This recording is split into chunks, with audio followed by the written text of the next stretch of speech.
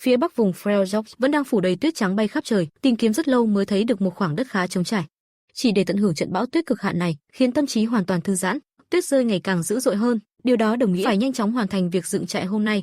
Chiếc lều bơm hơi 2 lớp dạng lập thể, không chỉ chống lạnh giữ ấm hiệu quả, mà còn dựng lên rất tiện lợi. Chỉ trong chốc lát, chiếc lều đã đứng vững giữa trời tuyết. Ở các góc còn đóng đinh cố định sâu 8 cm, đảm bảo dù bão tuyết kéo đến vẫn vững như bàn thạch. Tiếp theo tiến vào bên trong, dùng khăn lau sạch lớp tuyết tan trên mặt đất. Sau đó từ từ cuộn lớp rèm riêng tư bên trong lên, chỉ giữ lại lớp kính trong suốt bên ngoài để có thể thưởng thức khung cảnh tuyết rơi, để tránh hơi lạnh từ mặt đất. Cũng cần trải thêm một lớp thảm mềm bên dưới.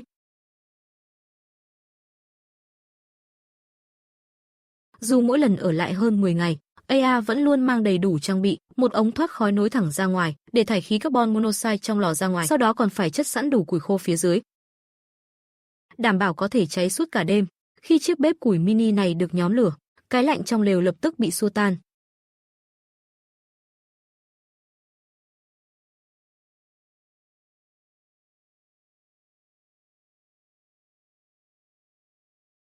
Để sắp xếp hợp lý không gian nhỏ trong lều, còn phải lắp xong chiếc kệ để đồ này, mới có thể đặt gọn các vật dụng sinh hoạt cần thiết lên nó.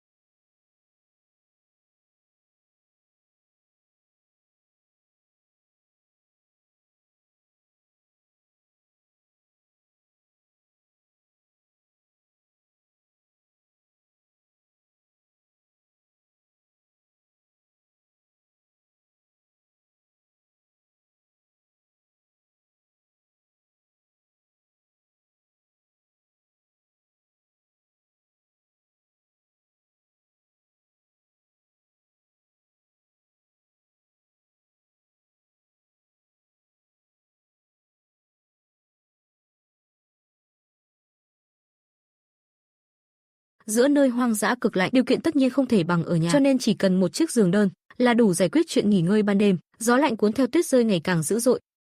Aya lại chất đầy củi vào chiếc bếp sắp tàn, đảm bảo có thể an toàn sống sót giữa trận bão tuyết cực hạn này. Để tăng thêm cảm giác cắm trại, còn treo thêm vài chiếc đèn camping trên mái gỗ.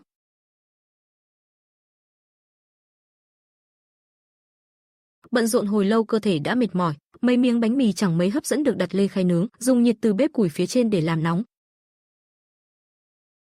Lúc rảnh rỗi, có thể nằm trên giường, lắng nghe bên ngoài tiếng tuyết rơi lạo xạo trên lớp bạt. Điều này khiến tinh thần thư giãn tuyệt đối.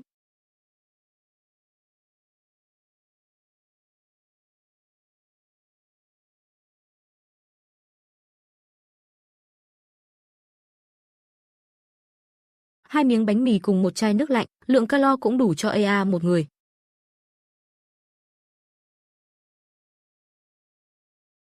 Sau bữa ăn trời cũng dần tối xuống, dưới nền tuyết trắng phủ khắp nơi, bầu trời hiện lên sắc xanh huyền ảo. Cắm trại trong môi trường cực lạnh như thế này, chỉ có một bữa thịt bò thật đã mới làm thỏa mãn vị giác.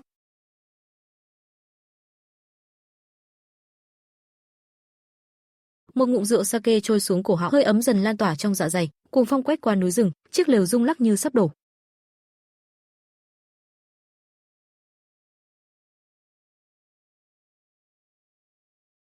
Sau khi thưởng trà xong, Aya cầm chiếc đèn camping, tản bộ dưới màn tuyết trắng.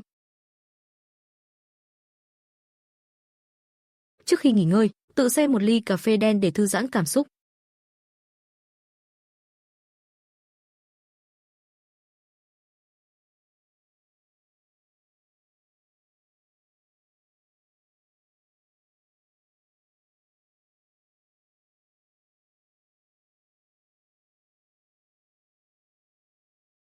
Sáng hôm sau, mặt nước trong rừng lăn tăn, Aya mở túi ngủ và thức dậy từ sớm. Sau khi tỉnh dậy từ từ cuộn rèm lên, để ánh sáng trong trẻo tràn vào trong lều. Khi chiếc bếp củi được nhóm lại, bên trong lại tràn ngập hơi ấm, tuyết tích tan dần dưới ánh nắng mặt trời. Trong rừng vẫn thổi những cơn gió lạnh buốt. The outcome. ETS finally. Buổi trưa đơn giản ăn qua loa vài miếng.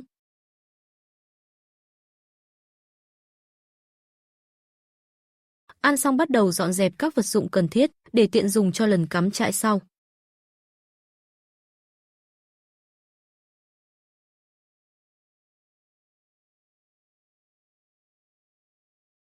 You mean that lives the city?